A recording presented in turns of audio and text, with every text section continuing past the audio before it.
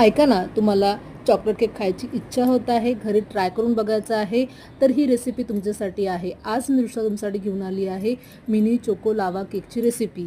त्यासाठी मी एका बाउलमध्ये 1 कप गरम दूध घेतले, 1 वाटी साखर आणि अर्धी वाटी तेल टाकून त्याला मी एकाच डायरेक्शनमध्ये साखर विरघळोपर्यंत मस्त मिक्स करून घेतले बघा.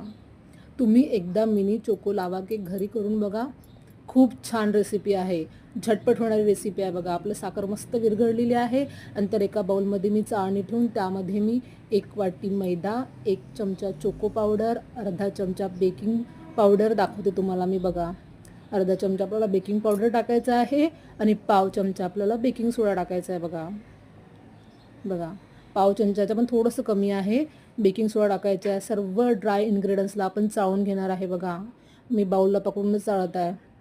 छान असं आपले डायंगडे चाळून झालेले आहे. नंतर मी त्याला डायरेक्ट दुधामध्ये टाकून त्याला हलक्या हाताने मिक्स करणार आहे. आपल्याला लम्स फ्री बॅटर तयार करायचं आहे बघा. मस्त त्याला एका डायरेक्शनमध्ये मी मिक्स करून घेतल्यानंतर त्यामध्ये मी 1 चमचा विनेगर टाकला आहे बघा. आता मी याला मिक्स करून घेणार आहे. लगेचच केक तयार करायला घेणार आहे. आज आपण मिनी चोको लावा केक आप्पे पॅनमध्ये करणार आहे. एकदा तुम्ही नक्की ट्राय करून बघा. अवघ्या 15 मिनटात आपला केक तयार होतो बघा. मी हाफ हाफच आप्पा केक भरून घेणार आहे बघा. आणि त्याच्या मधोमध मी टाकणार आहे डेअरी मिल्क चॉकलेट. तुम्ही तुमच्या फ्लेवरप्रमाणे आवडीप्रमाणे चॉकलेट टाका. डार्क चॉकलेट टाकलं तरी चालेल.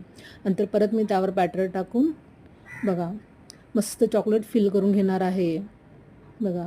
आता मी डायरेक्ट याला गॅसवर शिजवायला ठेवणार आहे, बेक करायला ठेवणार आहे बघा. अवघ्या 5 मिनटात आपले केक तयार होतात बघा.